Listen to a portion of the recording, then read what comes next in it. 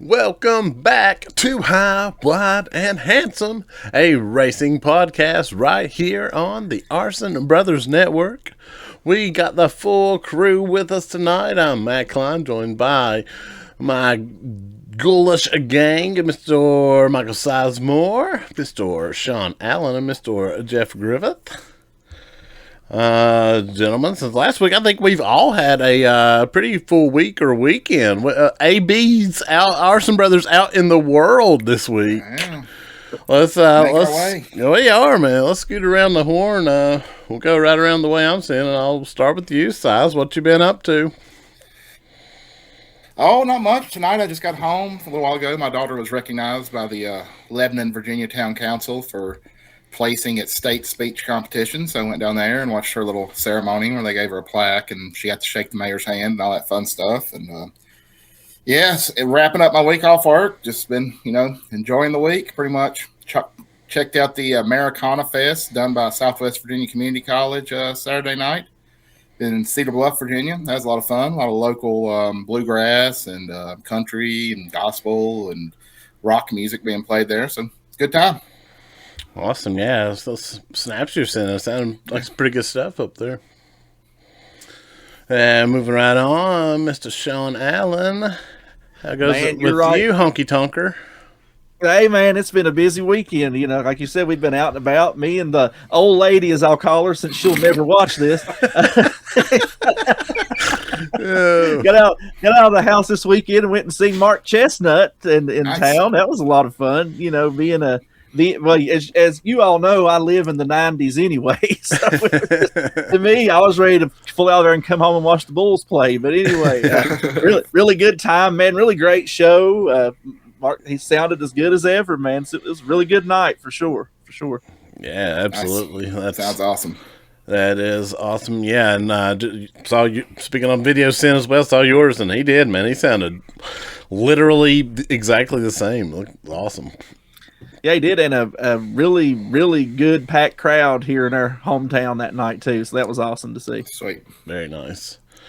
And we got our resident banana, Jeff Griffith. What you been up to, my friend? Well, while you guys were checking out cool Americana Fest and 90s country, I was watching baseball players dressed in banana yellow costumes singing Dear Evan Hansen songs on the middle of a baseball field. 50,000 people getting really pumped for it. It was awesome. Went and watched the Savannah Bananas take on the Texas Tailgaters in Chapel Hill. It was crazy, man. Like, no matter what you see on television, being there live and seeing that production, that is a show. And I will say, a race connection, kind of, vaguely. When you first went in, it felt exactly like the fan zone at a NASCAR event. There was like a merch tent set up, and there was like different vendors had different like displays and like promotional stuff set up. So it reminded me a lot of being in the fan zone at a race. I saw a conga line with Mr. T and Coach Mikey. That's better than any race I've ever been to. That was a thing that happened, and maybe one of the more sane things that happened in the middle of this day. It's a show. I'm telling you, the words can't really describe it. You just got it's a day-long party with baseball and nice. Dancing and all kinds of stuff. So yeah, it was awesome. Very nice. Yeah, it looked amazing judging by your videos there as well. Good stuff. Looked like a lot of fun. And I just got back from Tennessee down the Pigeon Forge area for a bit for spring break, I suppose. The most thing to note we're going to get to in the Hall of Fame, because I stumbled upon some goodies while out at a one of my favorite little antique shops. I guess antique mall. I don't know what the proper term for this place is, but it's good. And I found some goodies. But yeah, we had a good time down in Tennessee as well. But we all out in the world this week. Awesome. I failed to mention at the concert I went to, I also ran into our crew chief was there. Google. That you all will see in some of our other videos. And I will say there was a seating mishap, but I promise I did not get into it with anybody over some seats. And speaking of that, there's some boys in Bristol somewhere. I owe an apology that I kicked out of their seats one time. But anyway, that's a whole other story for another time. That's right. Yeah, that was an infamous situation. Yeah, I heard a little bit about the seat debacle. Well, when you sent me that first picture, I was like, wait a minute, because I knew about their tickets. I was like, that is not their seats. I hope they get a set with Sean, but that is 100% not their seats. Well, we was having a heck of a time for about 7 minutes. 7 minutes in heaven. Yeah. Well, I saw that picture that you sent, and all I could think of was that you was stalking him down to try to get some kind of like inside tip or something on the fantasy league. So He's trying to get that first place spot. Yeah. Peeking over his shoulder during Mark Chestnut to see if he's putting any picks in. Oh, gosh. Oh, gosh. Good stuff. But besides all that, there was an absolute ton of racing around the country. And certainly right in their area with NASCAR, big racing in Bristol. And we're going to get into all things Bristol and as much of the rest as we can. So as fun as it was, we're going to roll right in to the lead lap. That puts us on the lead lap where we dissect all things NASCAR. And what a weekend of NASCAR was at the world's fastest half-mile, Thunder Valley at Bristol Motor Speedway. All three major series there this weekend, so we'll start with the Truckers, where we saw a bushwhacker, as Size here likes to say, drop down. Yeah. Christopher Bell pulling off a win in a pretty wild race, at least especially late in the event. What did you guys think of this Truck Series action? I mean, other than, I hate when the big cup guys come and run down. And we saw that all weekend. I mean, when we talk about the next race, it's going to happen again. But, it happens. They do it, especially at tracks like Bristol. And you're going to see somebody like that win a race pretty much anytime you go to a truck race at Bristol. But, there was some excitement there, Heim fighting for it there and getting wrecked, breaking Jeff's heart. Yeah, absolutely. We saw, speaking of that, we saw Christian Eggs. He showed a lot of muscle, especially early, and then end up some contact with Corey Heim, big contact that sent him out of the race. I guess contact from Heim initially, and then X kind of sealed the deal. X going to give it to you. X going to give it to you, indeed. And took out also teammate Honeycutt involved in that, and Lane Riggs. But yeah, we'll go to our resident time expert, Jeff, for this one. Well, I'll start by saying I didn't get to watch this full race. This is the only race of the major series that I didn't get to watch the whole thing. I was out and about. We were in North Carolina, but I did watch the 30-minute highlight video. And I'm going to say, and now I'm a Corey Heim fan, I don't necessarily – I wasn't as mad as I initially was at Eckes the more I watched it because, I'm just going to be fair. Heim was doing the same thing to him right before that. I think that was a give-and-take situation, and Heim took the worst end of it. It sucks for him because he missed out on $500,000. I thought Eckes seemed like he felt really bad about it in his post-race interview, though. But the thing that I thought was the most interesting was I think the one person that was more pissed off than either of them was Caden Honeycutt. He seemed like he was frustrated at both of them over it. I thought that was interesting, and I was like, man, is there some underlying tension there in the Tricon garage? I don't know, but overall interesting. And Bell was the first of the two people to win races this weekend that I'm convinced cursed them in the Cup race later on. Yeah. Yeah, I will say that I don't know that I left feeling as cool about it all as Corey did, though. I think I said that to Matt at some point after Corey's interview. He's like, I don't really think, I wasn't having the benefit of the doubt there that Corey was in that situation. But I don't think it's not necessarily heat in the Tricon garage thing. I think Caden was just completely frustrated that these dudes were messing around and cost him big time, Yeah, I agree with that on Caden. I think just, extremely frustrated with the situation, and rightfully so. And I'll speak on the Eckes situation with the Heim.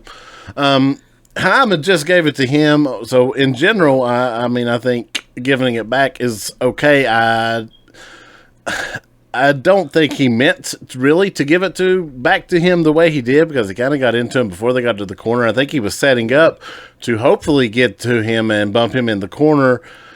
Probably a bit of misjudgment getting down a little early, I thought, and into him quicker than he really wanted to be. But, I mean, if I'm Heim, I'm more upset than Heim was in that situation. But I guess those two have a good relationship, apparently. And Heim was okay with it. I felt a little worse about it, I'll be honest now. I don't know if you guys have heard this. Some of the radio chatter has come out, and Eka's spotter was pretty clearly freaking out in his ear, basically telling him to dump Heim when it happened. No, and now that was the spotter, and we saw that, and we saw debate on that issue. Spotters kind of getting involved in general, you hear of drivers getting argumentative with spotters, telling them how to drive the cars. But also we saw a lot of that in telling them to wreck people's situations over the last few years. And I think most drivers actually are not a fan of that. But I did hear that chatter, and it made it seem a little more egregious. Although, I mean, again, that's not really on Ekas. But interesting all to note is, I guess, the bottom line of it. Yeah, that's very interesting. I hadn't heard that yet, so I'm going to have to go check that out. And I may come back with a little bit different opinion on it. Yeah, I hadn't heard that either, but didn't we a year or two ago see some folks got in trouble over that, if I remember correctly? Yeah. Yeah, absolutely. And, I mean, I don't guess I'd be shocked if it would happen again, because it's pretty egregious. And I don't know. I did see that going around today, though, so we'll see. But I thought very interesting to note, certainly. Yeah.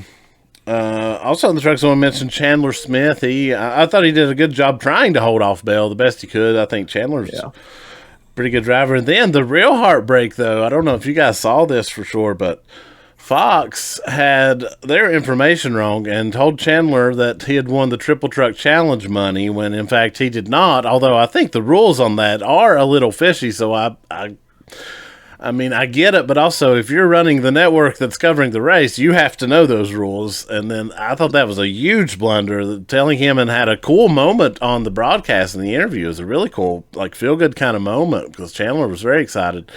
And it was all inaccurate. That's pretty damning.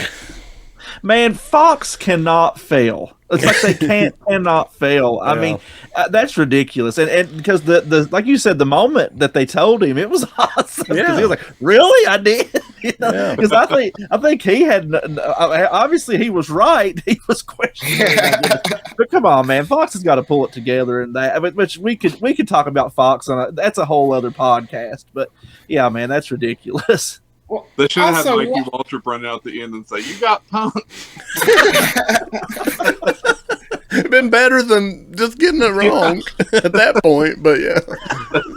Why in the Truck Series do you have to win the race to get the money, though? Like the Dash for Cash, you don't have to win a race. In any of the or O'Reilly or Cup Series, why are we making the truck guys actually win to get any I guess they don't want to pay it out. Like, yeah, man, well, we can save us $500,000 on these truck guys.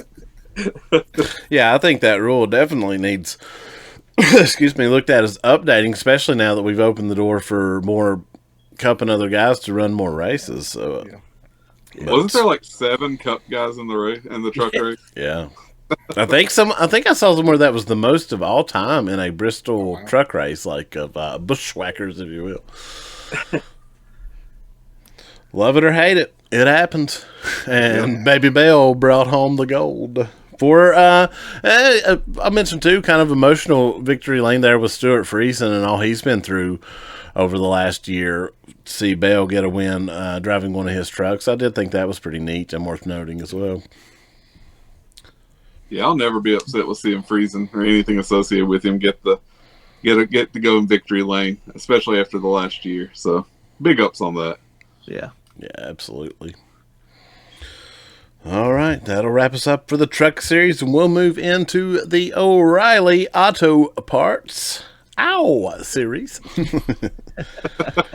where it looked like it was going to be the Kyle Larson show until late in the race. Larson dominated, 3/4 of the race. So Larson didn't win? That means an actual Xfinity driver won?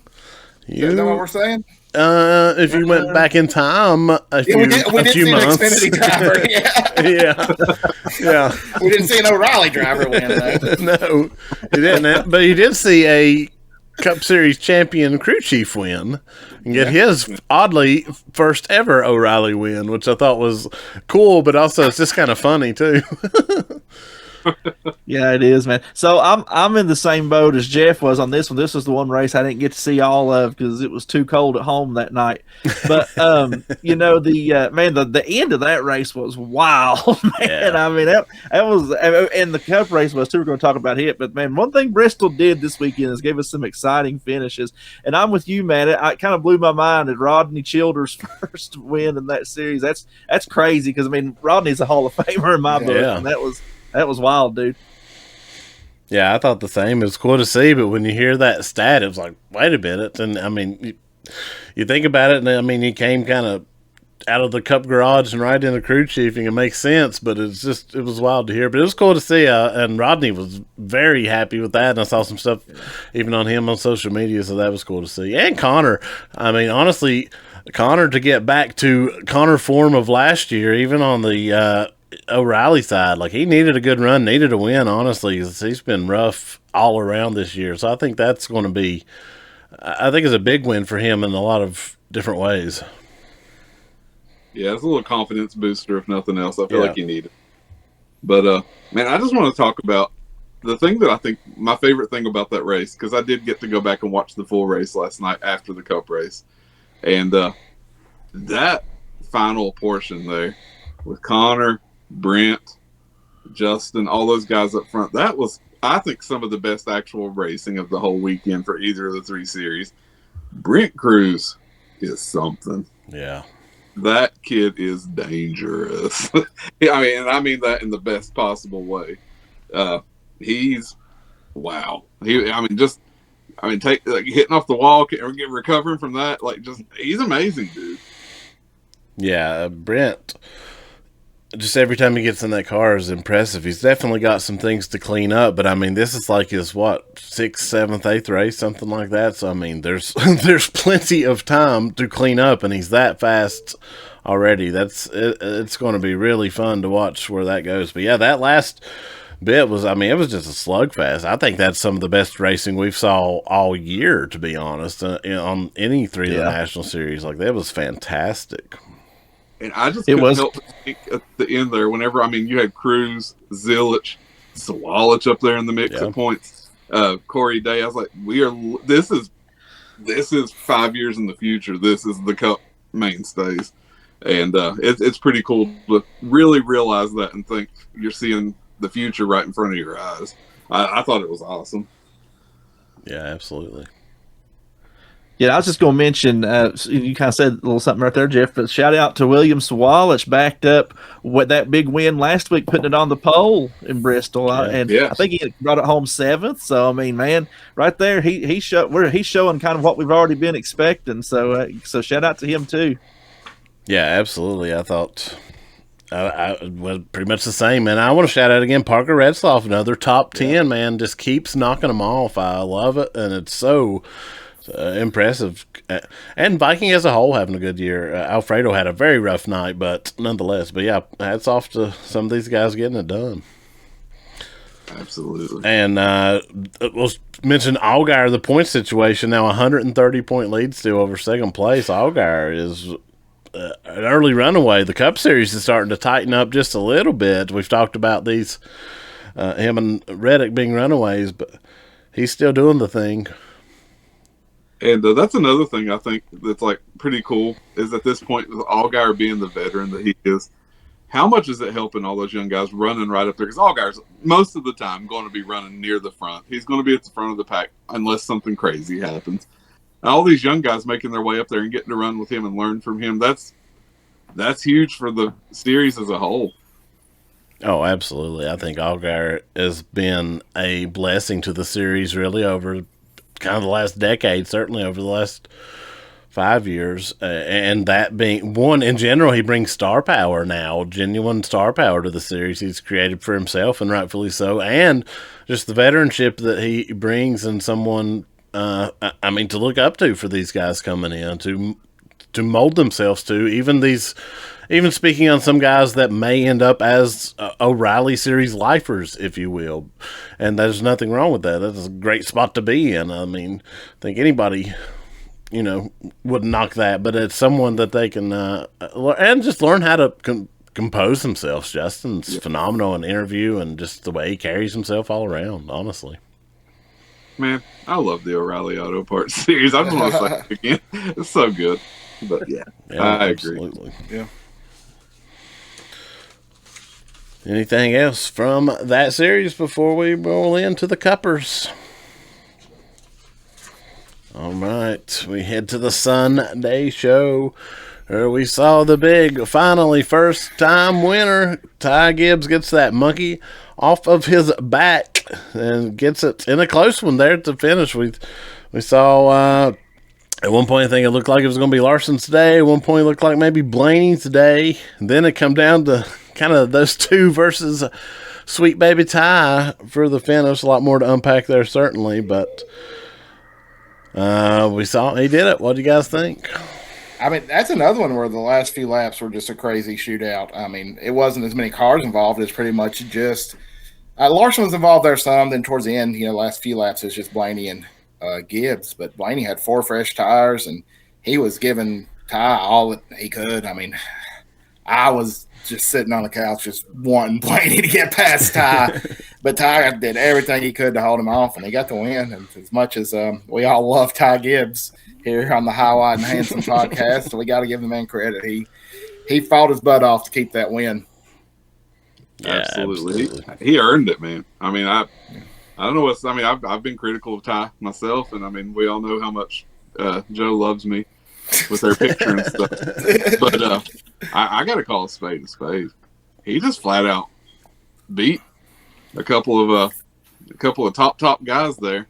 Yeah. And I mean, the tire strategy was a good call, and I mean, he had the speed and he held him off. I mean, I don't know what else to say. I've got nothing negative to say about that win yesterday. I mean, were there other people I would have personally, as a fan, liked to have saw win? Probably, but I've got a lot of respect for that, and he earned it. Good job, Ty. Here's the thing. You got the full Ty Gibbs experience with that win. And that phrase that he can drive. We have never said he's not a very talented racer. Those of us who lived through the Xfinity days, I mean, and even before, we know that. But I'm trying to think the way to put it, but after he won, again, you got more of that Ty Gibbs experience. The interview was fine. He's got his goofy little glasses on and all that. And then, they're interviewing Joe Gibbs, and he goes and interrupts him. And I'm like, dude, what I thought that was awesome. I hated it. I thought it was awesome, man. I thought that was a very touching kind of little moment, to be honest. Well, yeah, he needs to. That's the reason he's there, right? But I mean, it made me cringe. I was just like, God, I don't know. I don't know, man. Agree with that one. It's okay, but it makes me cringe inside to watch 90% of the things he does. I mean, at least he didn't call himself any deities this time or anything. But yeah, the glasses were goofy. Yeah, I would agree. The glasses were very good. Pins. Yeah, the glasses were I'm good. still not sure what was going on with those glasses. I'm trying to comprehend that. I watched the race kind of late, so I was like, maybe I dreamed that, but no, that was real. But I'll tell you what I did love. I loved him riding his mom around in the car. I thought that was pretty cool. Yeah, I thought everything after the race. I thought it was really good, man. The emotional stuff, talking about his dad. I enjoyed the stuff with Joe and his mom way more than I mean, if you'd have told me that I would have enjoyed it watching as much as I did, I would have told you were wrong, but I found myself enjoying it. And I have to comment, too, on the sheer number of drivers that congratulate him on and off the track. I thought that was interesting a bit, as we hear so much riff on the kid, but, man, a good near half the field was congratulating him. So I thought it was all interesting. And speaking on the win, I didn't talk about, man, he drove his guts out. That was an impressive victory. Held off 2 Cup champions on newer tires over 2 restarts. It was an impressive day for the young man, no doubt. And I say that not to take anything away from, I mean, he obviously earned that win. That ain't what I'm saying at all. I mean, he's incredibly talented. The only thing for me is I'm shocked it took this long, truthfully. Yeah. I mean, I really am. That's the thing that shocks me the most about him winning. Yeah, these guys have driven with Ty for 4 years? He's been in the Cup Series 4 years now? Fourth year, I think. Even if somebody is abrasive and you don't really, like to be around them, when they get that first win, that's something, only, so many people in the world can say they've done to win a NASCAR race. And so becoming one of those NASCAR winners is important. And, I'm glad that, people kind of rallied around him in that moment. And now we can all go back to hating him. Yeah, there you go. There you go. And I'll say too. I didn't want to. One thing I didn't want to come to is I do think the stuff about his dad. I'm glad he got an opportunity to talk about that and everything, because that was just the man. To this day, I don't know how that kid survived that weekend the way he did. I mean, you win the championship one night and then that tragedy happened. So absolutely nothing to hate on that. But everything else, sit down, kid. And quit interrupting your pawpaw. You don't do that. No, pawpaw insulted Regan, so that's fine. He did take a shot at Regan. That was pretty funny, actually. I thought that was the most jovial we saw Joe Gibbs in quite a while, too, even through other victories, wins, which, I mean, it's his grandson. It makes sense, but I did think it was kind of interesting. He may have even taken a picture of Jeff after that race. I don't know about all that. He wasn't that jovial.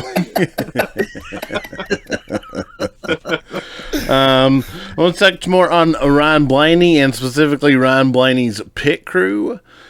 Absolute disaster again. I don't know that with the better pit crew, that Blaney still wouldn't have ended up winning this, because it would have been a whole different throughout the day. I think Blaney was definitely the best car on the day. Certainly some other quick ones, but man, that pit crew again. While there towards the end they were a little better, but they still were losing spots literally every stop. It's a problem. I mean, it's bad whenever one of your main rivals and competitors is calling out your pit crew, basically, with Kyle Larson. Yes. He pretty much put it on Front Street. I don't know, man. I was watching. I was like, man, I don't know how many races. Well, how would this whole season look if those pit stops would be a little bit different over the past weeks? And yesterday really was just a glaring example of that. And I do think that, I'm not saying that he would have won, but I think he would have probably won if there had been a little bit different pit stop sessions there. Well, and it's all what if, but yeah, I mean, he would have been in a better position several times throughout the day that could have led to a whole different ending. And I mean, they mentioned on the broadcast, I think at one point they had said that throughout the season they'd lost 88 spots total on pit road through the year, and they added to that by the end, so it's well over 90 spots total that they've had to try to overcome on pit road. That's just tough to do. Blaney's been passing cars this season, and you know why. Yeah. He's going to eat us too. Yeah. They're just trying to pad that stat for him. I honestly thought Bubba's pit crew last year was maybe the worst I'd ever seen, but this may top it, man. It is insane. Like, because you remember, I think it was last year that Bubba, every week, it was just like be running well and then boom. But man, this is topping it, because just at 88 spots, that's insane. Yeah. It's just insane. Yeah, and especially, I mean, usually you see teams making changes pretty quick on a pit team. At least one guy will be moved around or something pretty quick, but they've held true with that team so far. It's going to be interesting to see this week if any changes finally come. And I mean, I'm not there. I don't know these guys, but something's going to have to change for sure. Yeah. Speaking of. He was talking about Bubba a minute ago. Something else I just wanted to bring up and highlight was the day that Tyler Reddick had Bubba's teammate. I mean, Bubba ran well too. I mean, basically Bubba had a top 10 car yesterday. Yeah, ended up 11th, but I mean, he ran right there. He might have a chance, but he was kind of in the there on that restart too. Yeah. Shout out to his pit crew, because they had those brake rotor issues there at the first during the first stage, and whatever was going on with those rotors, they got that lined out quick, and Tyler was looking good there at the end of the race. Yeah, man, he was rolling. He had that top line, which he loves working, and it was cool to see him sort of finally get Bristol figured out in a way. He's been struggling down there, and I think Bristol's somewhere that on paper sounds like somewhere Tyler would get down at. So it's cool to see him getting some rolling there. And we'll Excuse me. It'd be cool to see how that goes into the future as well. I want to mention the Kyle Busch and Riley Herbst beef. Started with Herbst dumping him in the corner. I don't know what happened there. It looked to me kind of like Riley just drove it in too hard, to be honest, trying to do that top line, that kind of roll up and roll off. I don't know that, obviously. But nonetheless, got into the back of Kyle Busch, turned him around. I think Eric Jones got collected in that one, maybe someone else. But then and what created that final restart for Ty was Kyle Busch getting his retaliation. He wiped him right out down the front stretch. I saw a hilarious meme. It was like an epic battle kind of situation with those two in it, and said the battle of the mids. Man, I don't know what world we're living in when the hot feud is Riley versus Kyle Busch. I just don't even know what to say about it, if I'm being honest. I mean, by next year, Kyle Busch is going to be, feuding with me. He's downgraded every year. A couple years ago, it's Stenhouse. Now it's down to Riley Herbst. Gosh. Watch your back, Cody Ware. I was going to say, you're one Cody Ware away from fighting Kyle Busch. Man, just rough. I listened to, there's some really, really tough radio chatter on Kyle Busch's team between crew chief, driver, spotter, all of them. I don't know. That situation is rough. Falling apart rapidly and right in front of our eyes. I think it's fell apart. I don't know. I don't know. I don't know if I've seen a driver that doesn't want to be there as much in recent years as Kyle not wanting to be at Richard Childress anymore. Yeah. I mean, I'm sure he loves the money, though, being the top-paid driver for a team. But, other than the money, I'm not sure if he loves it too much. Yeah. We've talked about the late career fall off at times, but this is different. I mean, it's just, Kyle is a first ballot Hall of Famer, without question. And it's tough to watch. I mean, just everything. Tough for y'all to watch. I love it. I mean, anyway, it's tough to watch for normal people. And I just don't know, man. It's just, I don't know what you say, but I hope he escapes. That's what I hope, because nobody's wanted out of anywhere as bad as he does right now, I don't think. So, is it time for us to start a free Kyle Busch? I feel like Kyle started that in Daytona.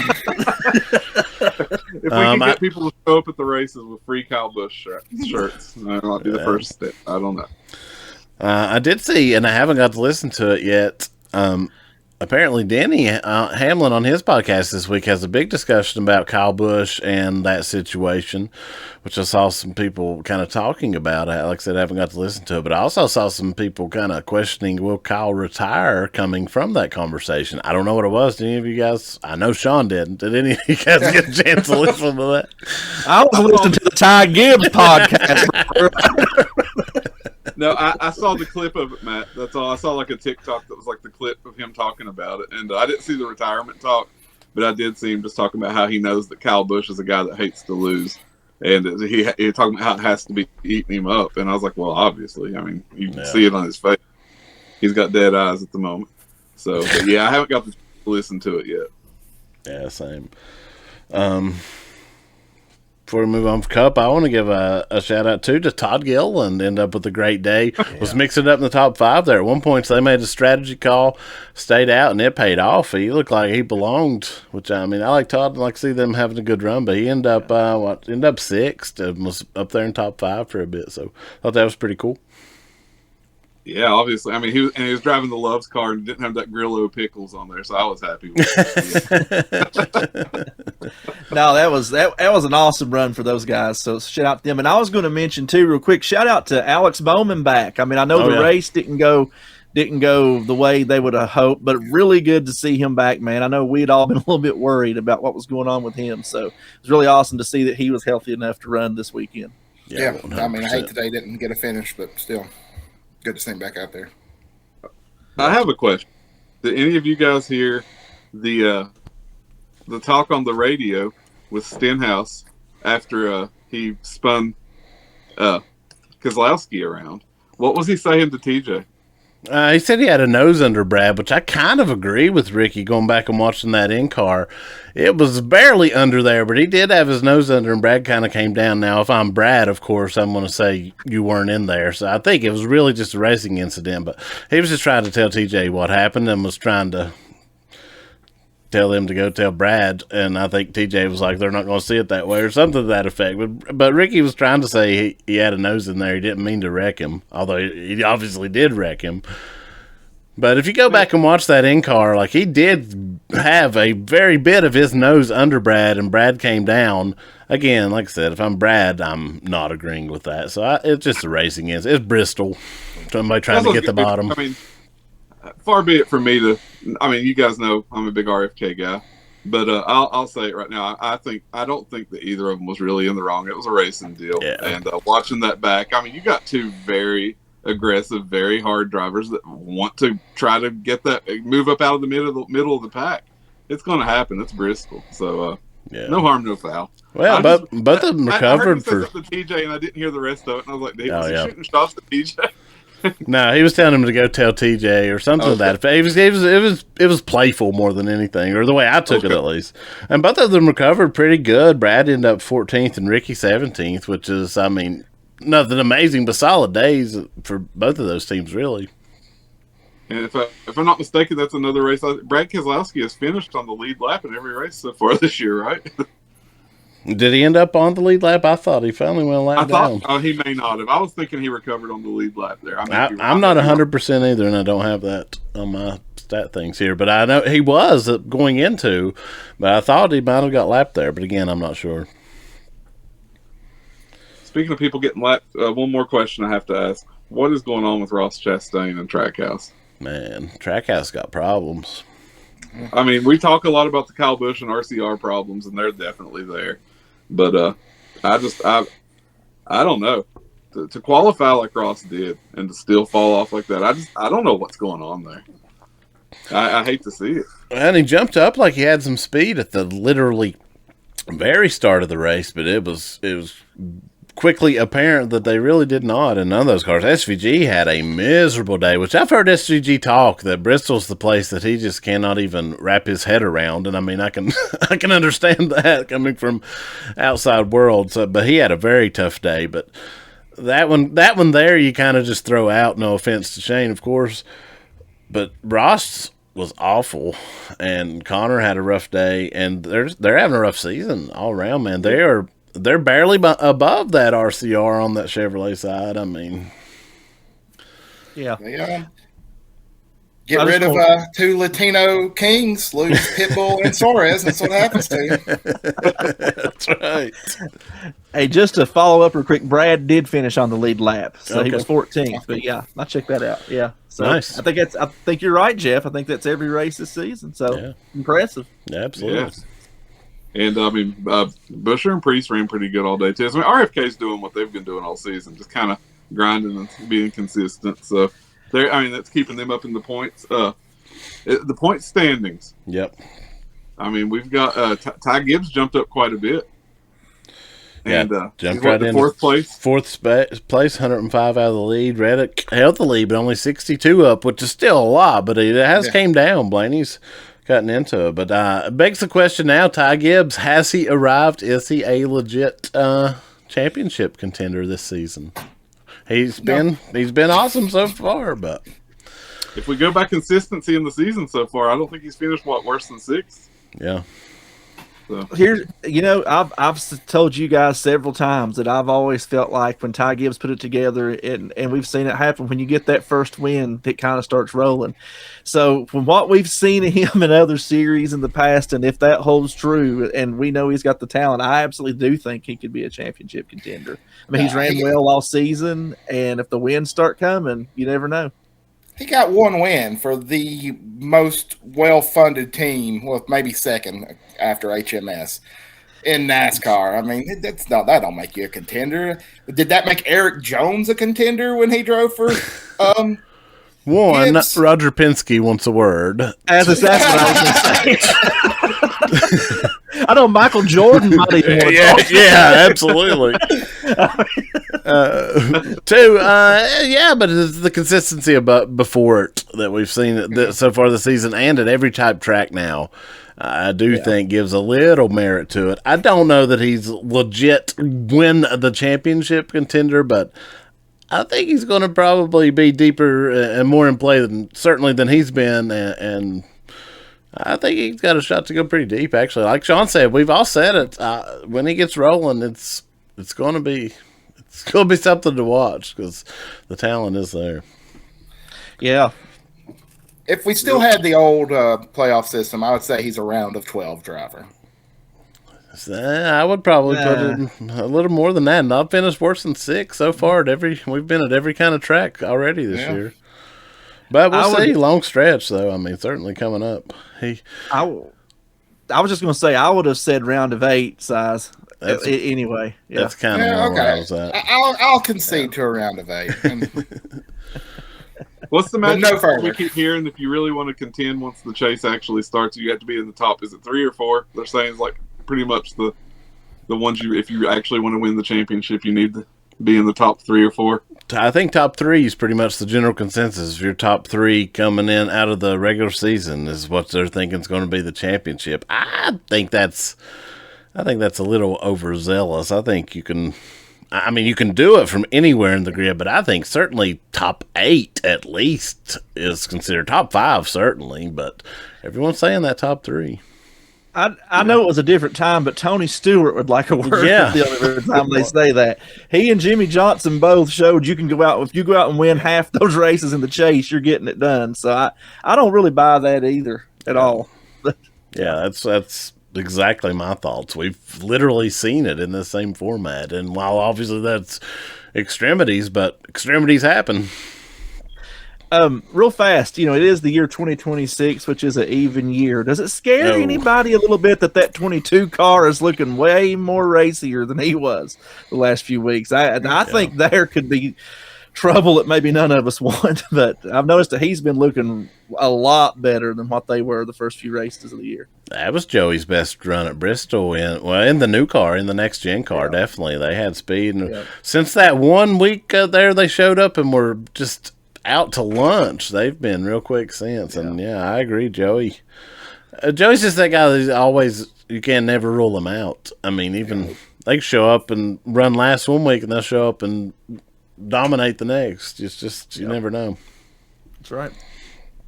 But I mean, Joey, and I keep thinking of things I want to ask you guys. Is Hendrick are Hendrick figuring things out?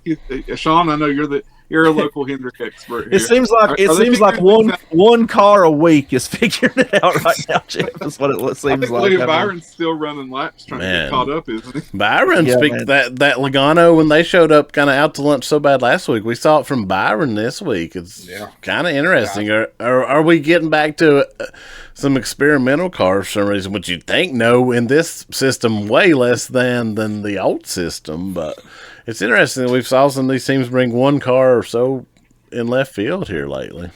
Which, I mean, it happens, but I think Hendrick's okay. At the end of the season. What's that? I still have to believe Hendrick figures it out by the end of the season. I think Hendrick's more or less got it figured out, and I think this coming weekend at Kansas is going to be a great test of that in general because of it's Kansas and it's 1.5 mile, but Hendrick's been pretty good there here lately.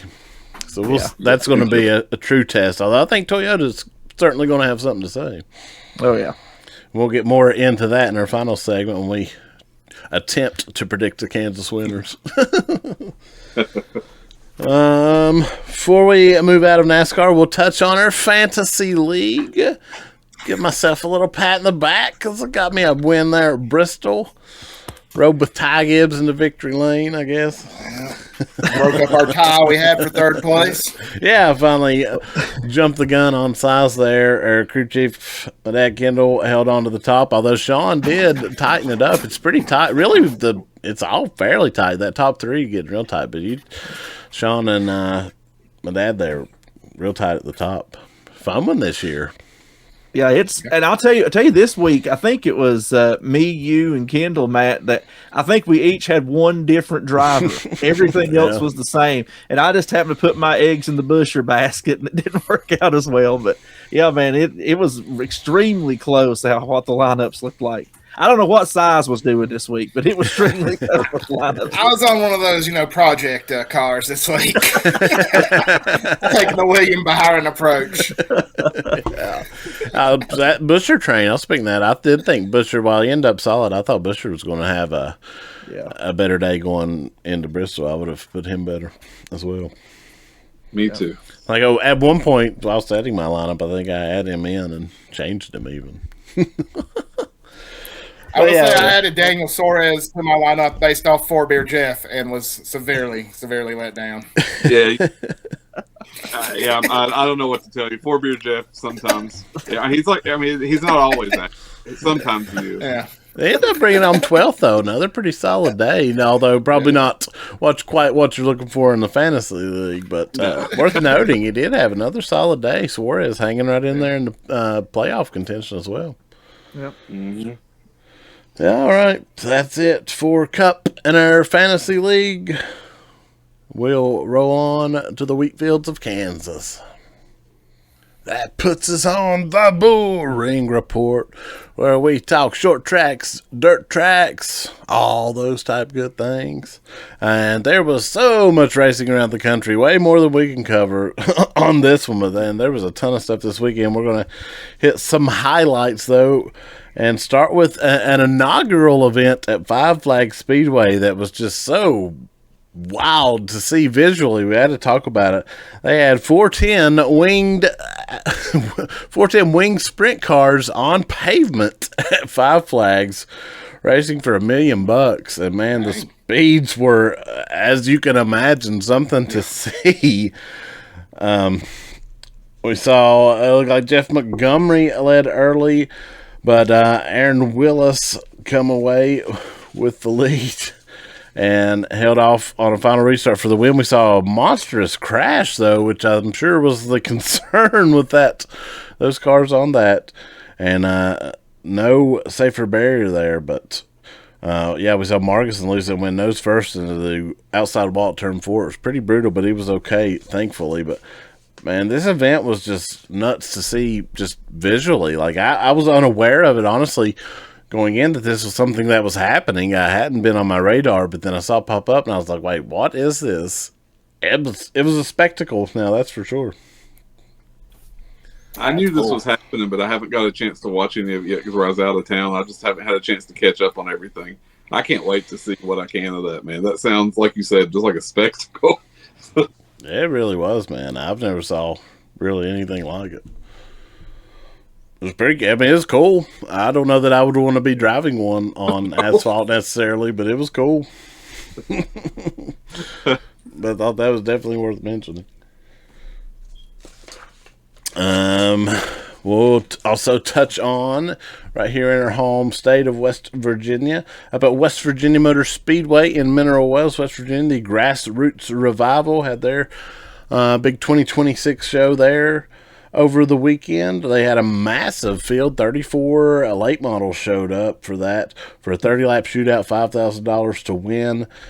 Came down to father and son, the Carpenter family. Tyler Carpenter battled his father, Freddie Carpenter, for the win, with Tyler ended up taking the win over his father. But they had an awesome turnout, crowd and car count up there in Mineral Wells near Parkersburg, West Virginia. A very famed track, historically speaking, had been shut down for a number of years, but came back last year and back fully this year. They're running weekly shows, and World of Outlaws will be there this summer. But oh wow, certainly wanted to note that. Yeah, awesome stuff happening right here in our home state of WV, or most of our home states. I'd like to get up there to that World of Outlaws show, man. Yeah, I would too. Absolutely, I'd love to see that, or any for that matter, but certainly would like to go to that big one. I've always wanted to go to that track in general back in the day when it was rolling. I wanted to get up there and never did when I was young, and everyone talked about it.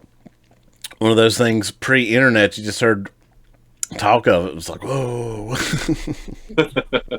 You heard the legend of it. Yeah, he kind of did, man. They had big races back in the day, and the only, at the time, kind of dirt stuff you heard about. So as far as big in their local areas, pretty cool. And glad it's back. Hope to get up there, basically. Yep. And the big show of the short track weekend was certainly in Nashville, as the Cars Tour finally, they've been wanting this for a while, invaded the Nashville Fairgrounds, invaded Nashville as a whole. Really, they had a huge, big, the night before kickoff party at Tootsie's on Broadway. I saw Dale Jr. was there, and a bunch of the drivers, different things did. It looked like a big event, and then a sold-out crowd at Nashville Fairgrounds, man. It was amazing to see. It looked so awesome. Just really cool all around, the visuals of that. And then as far as the racing, the pro late model kicked things off. We had some heavy hitters in that one, man. By the end, it looked like it was a battle for the Truck Series wins. It came down to Caden Honeycutt and Dawson Sutton. Dawson Sutton held on for the win. So he brought home, I think, 7th there in the truck race in that Tennessee Voss truck, and then drove himself on down there to Nashville and brought home a huge win in that pro late model race in the Car Store. Caden Honeycutt second, but it was a pretty good one. That puts him into the main race, the late model stocks, where, of course, Dale Jr. was in the field. Dale Jr. ended up 12th. He battled really late, a hard battle with Carson Lufton, the guy that he had a run-in with a few years ago in the Car Series, and kind of ended up helping him a little bit. So that was interesting. But, man, I'll tell you what was cool to see. And we'll get into the winter, but it was cool to see. Anytime Dale Jr. would make even a pass, it was like old school Winston Cup days. Like, you could hear the crowd over the announcers and stuff. Same as back in the day. It was really cool and felt very nostalgic seeing that. Yeah. But it's crazy. The Dale Jr. effect still very real. It's nuts, honestly. It's one of my favorite things is to just go and look at any track that he does a cars. Anytime he races, does a Cars Tour stop. Just to see the turnout and the reaction from the crowd. He might be the only guy alive that could get the same reaction that Cletus is getting that we saw last weekend. Yeah. But I'm going to tell you something. As somebody who went to quite a few Cup races to see Dale Jr., Cletus has got a lot more selling to do to catch up to what that was like. I mean, when you'd be there, I remember being at Martinsville and Junior led for a little bit, and oh my gosh, it's wild. It was wild back in those days. It's really cool to see that still happening. Now, we need those kind of superstars, man, in the sport. That's just, and I don't know if anybody will ever capture that level of, stardom that Dale Jr. is, but it's wild, man. It's awesome. Yeah, absolutely. He ended up 12th, pretty solid night. Come from the back, he ended up passing a lot of cars. But at the front, Parker Eatman, man, he led pretty much the whole race, but some final restart, 9 to go. Caden Quapple snuck right in there, call him the closer, pulled it off for the win. Heartbreaker for Eatman, but it was a fun race, man. That Fairgrounds track looked awesome. I gave up the idea of a cup race or any type of NASCAR going back there. We've heard that debate for years, and just because I didn't think it would happen. But seeing that packed crowd and the cars looked awesome on the track, now I want it. I'm back on the train. I want it. And I like Nashville Super Speedway, but go ahead. Sorry. Yeah. Isn't Vanderbilt University like pushing against it again now? I know I saw some kind of article talking about they were now on the don't bring back the Fairgrounds track. Yeah, I think so, man. A lot against that track. It's all about the noise. Yeah. They hate the noise, which I understand, but it sucks. But hey, we'll celebrate this weekend at the Fairgrounds because it was monstrous. And even I saw I don't know the exact setup. Obviously wasn't there, but Tootsie's had some kind of like mini kind of lounge set up there at the track. Like everybody went really hard for this, and it was just awesome to see. Yes, Tootsie's was giving out like Whiskey Myers vinyl to people, like the first people that showed up. Yeah, sounds like a pretty good deal. Yeah, it's cool promotion, and it's cool to see the Cars Tour with stuff like this, and such a. Obviously the turnout for Dale Jr., but just in general, all of it. I'm sure the flow numbers when they come out are probably going to be really big for this race. And again, that Dale Jr., but it's really cool to see what that series has turned into and is continuing to grow and turn into. Yeah. Good stuff. And like I said, there's tons more that the Bullring Report could be 2-3 hours long in itself if you really got into everything. I do want to mention our home track here, Princeton Speedway, kicks off their season Friday night. Nice. They did some practicing. I saw they were supposed to practice Saturday, had some issues with their water system, but it looked like they got that fixed and ended up doing a Sunday practice session. But Friday night, first race of the season there. Awesome. Cool. May try to be there for that. I might.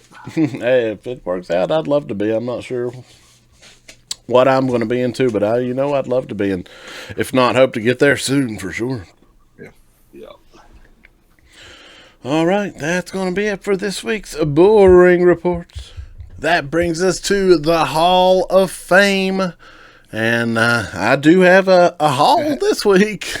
A poster haul, vintage poster haul, which I stumbled upon in a, I guess like an antique mall, vendor mall kind of situation down in Sevierville, Tennessee, and I was shocked. I mean, there was, inside the mall, there was a lot of NASCAR stuff. I picked up a few other little things, and there was a ton of kind of overpriced, at least for my flavor, things as well. But, man, I found these, and I kind of went crazy.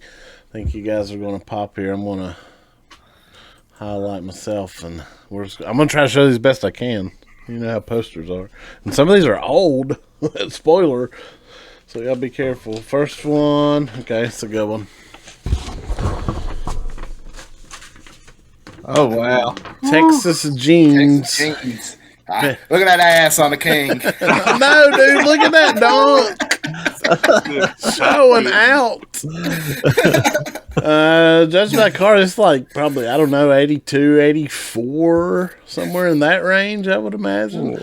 I feel like this was like a poster that hung like in a boot store or, you know what I mean, jean store or something. Yeah, I can see that. Like an old Western wear store or something. Yeah. I think that's a centerfold is what that is. Absolutely.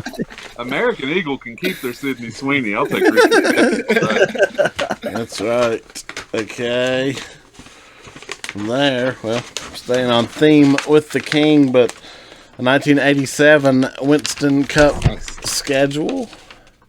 Oh, wow. I feel like really cool. I feel like I could have hung in a gas station or something. Used to see those a lot. And I mean, they probably sold them as well, but that's awesome.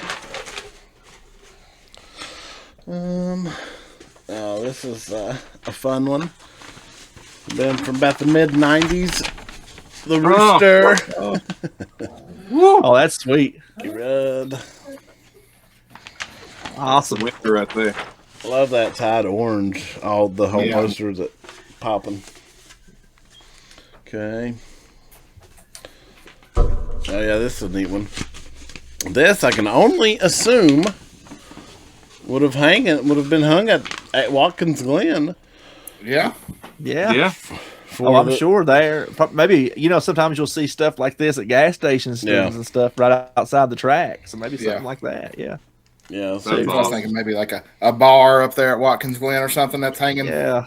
Yeah, that's definitely possible as well. But that's awesome. Something to that effect. I thought that was a really cool one and really unique kind of stumble on more than some of the posters. Trying to see if there was a year on that Budweiser down there. I think that's about early 90s, though, judging by the Budweiser at the Glen logo. Let's see here. Okay, this one is wild to me and probably to us. In the, I don't know what, late 80s, I guess, mid-late 80s, maybe earlier than that. I don't remember the year, maybe early 80s. NASCAR went country, made a country music album.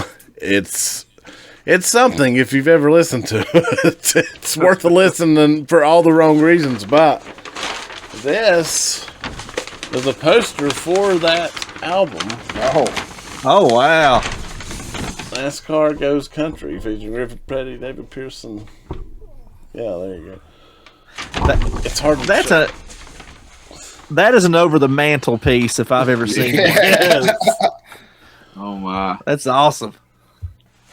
And that one get a re-release of that on vinyl. Yeah, absolutely. It's something to hear. Look at right there in the studio. Look at those guys. That's amazing. Yeah, I think that's maybe my favorite. while you're going through these, man, I'm just noticing what incredible shape they're in. Yeah, I know. There's dude. one that's a little wonky, but even it's not bad. This is it right here. I got to be careful with this one. I think it's probably the oldest one, which I guess makes the most sense. Okay. It's kind of hard to show. The bottom says Great Kits from MPC, which is an old model kit company. Oh, wow. And I mean, that's all. I think the latest car there is like 74, so I'm guessing it's from about that range. Like the print on this one, like it feels different. You can tell it was some kind of different technology than trying to be careful with it. Yeah, that's pretty. That thing was hanging in a hobby shop somewhere in the 70s, man. That's kind of That's awesome. kind of what I thought too. And it's odd. It's rolled the wrong way. It's not bad. It's just gotta be careful with it. But yeah, I thought that one was crazy. All these are crazy. Really just stumbled on this one. I think I've saw this poster before. A pretty famous poster, the Petty Cutaway. Oh yeah, that's awesome. But I was That's certainly really having fun. rad.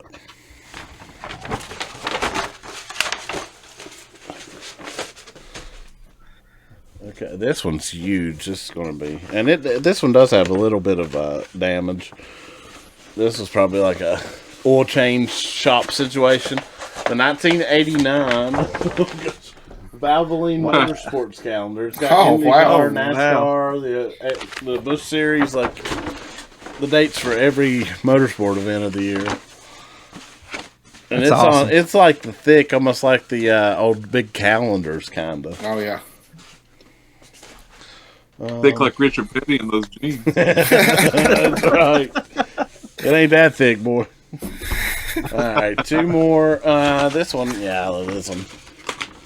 Oh, yeah.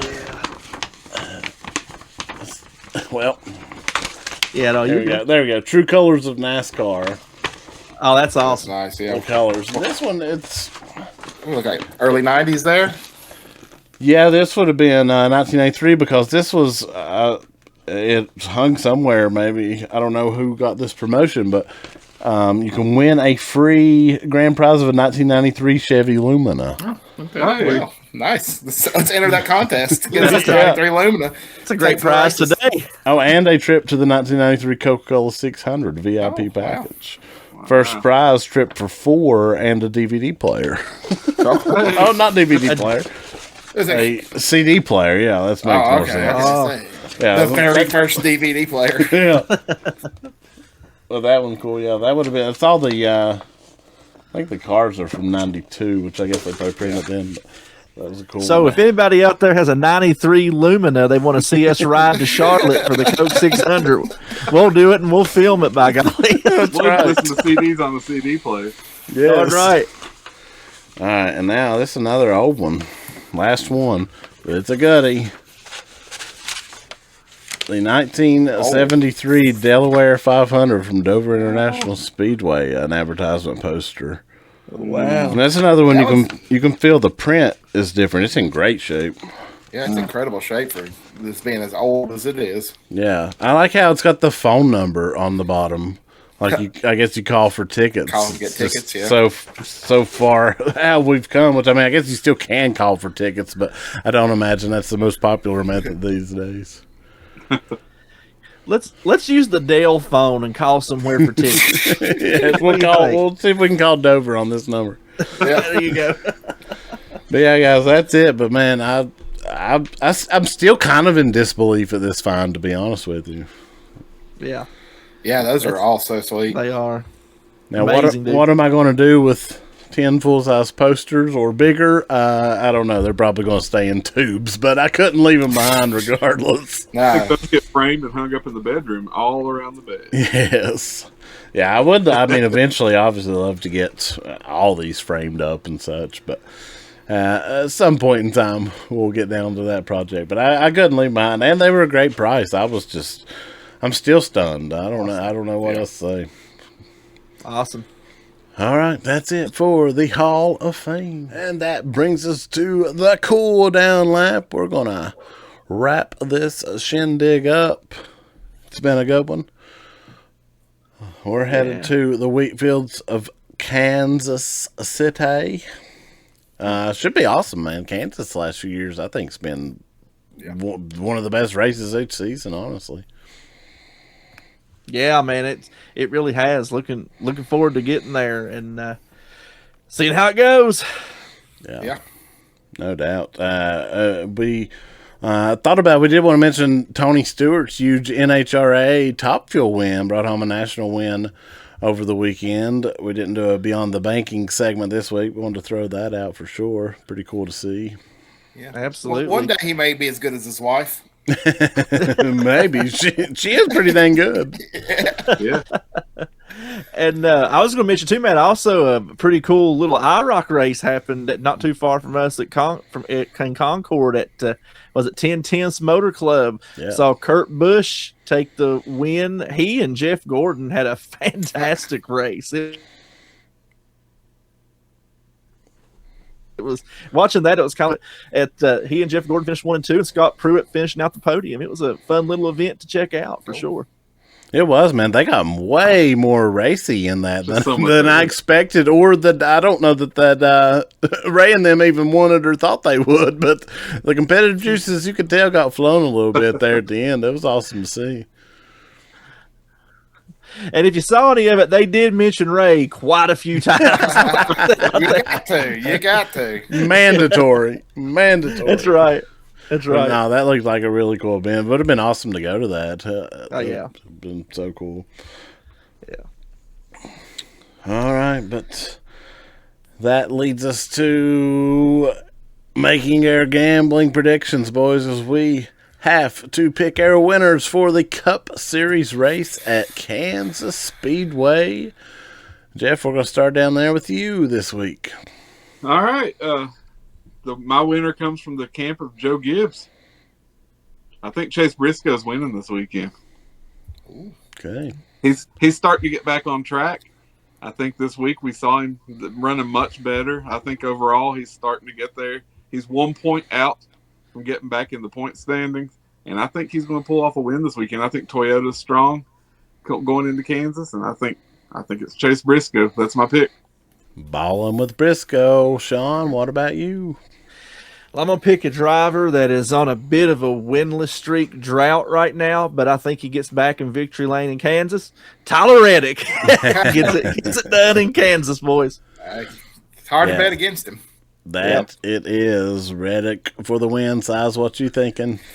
I'm going with a guy that pretty much just crapped the bed at Bristol, and I think they're going to rebound nicely here at Kansas with William Byron. Oh, Byron, big recovery from Bristol.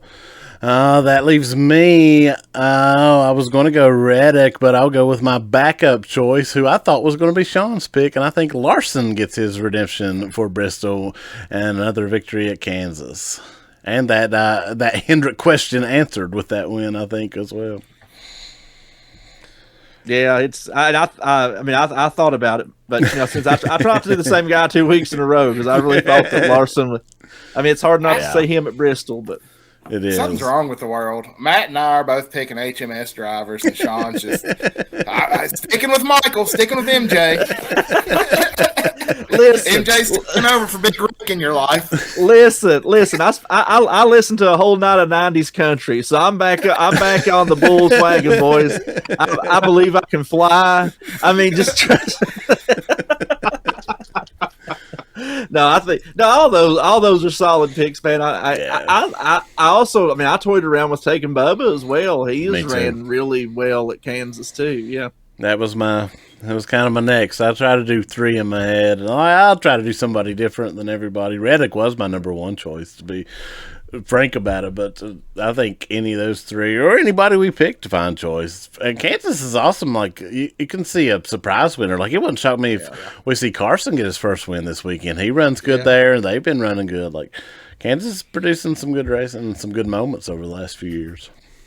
Absolutely. Oh yeah, absolutely. I think is Kansas. I'm trying to remember last time we were there. Is that where the Denny Bubba incident happened? That it is. And Chase snuck into the win, yeah. So, you never know what's going to happen there now.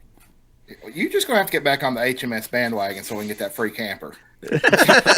Until Alex Bowman pulls up with a camper You can't root for anybody but HMS drivers. Listen to me, Alex Bowman no-sold me on that camper, so I'm out, man. I think I'm better off with Denny Hamlin to give me one. So listen, Denny, if you've got a camper, I've always been a fan. That was a different Sean Allen you blocked on Twitter in 2013. Oh my god.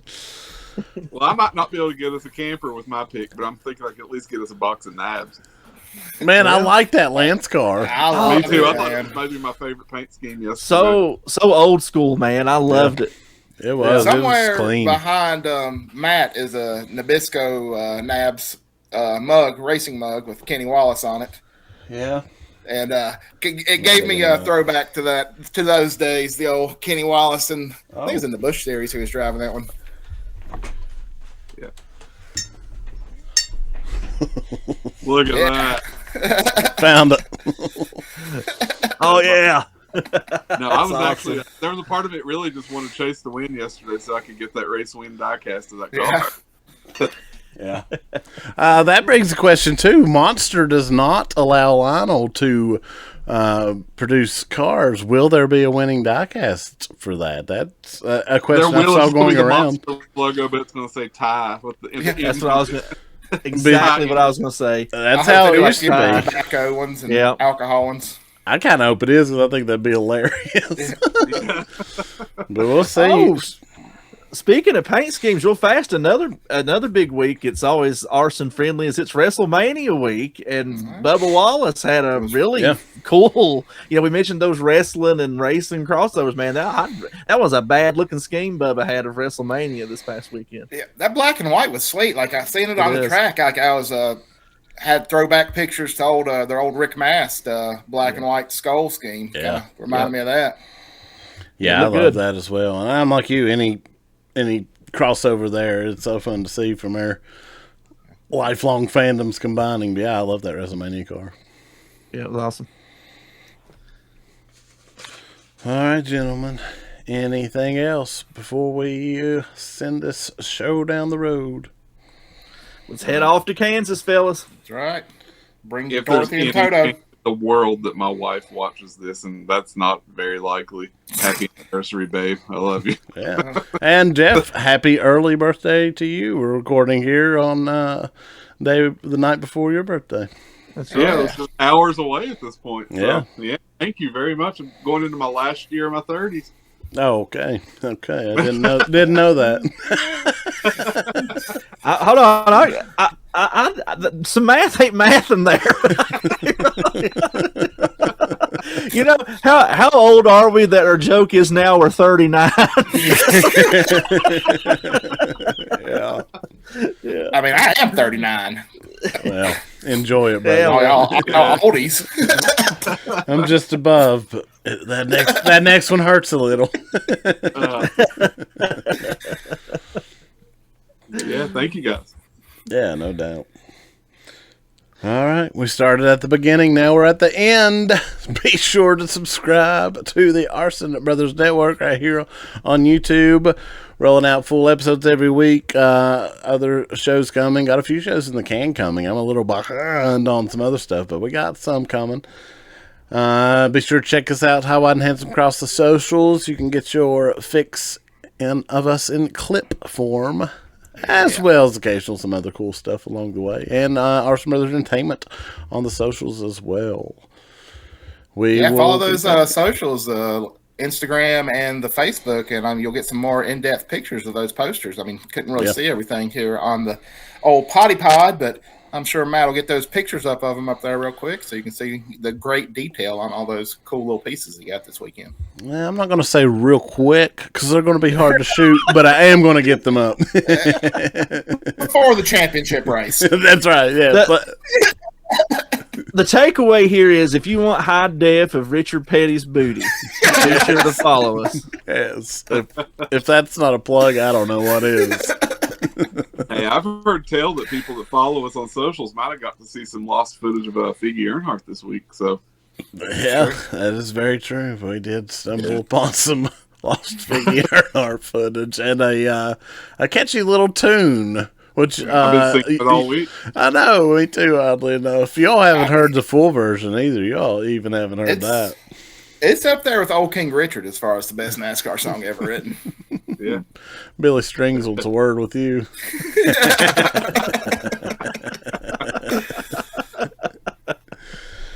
All right, gentlemen, it's been fantastic. We'll be back next week. Good night and good luck.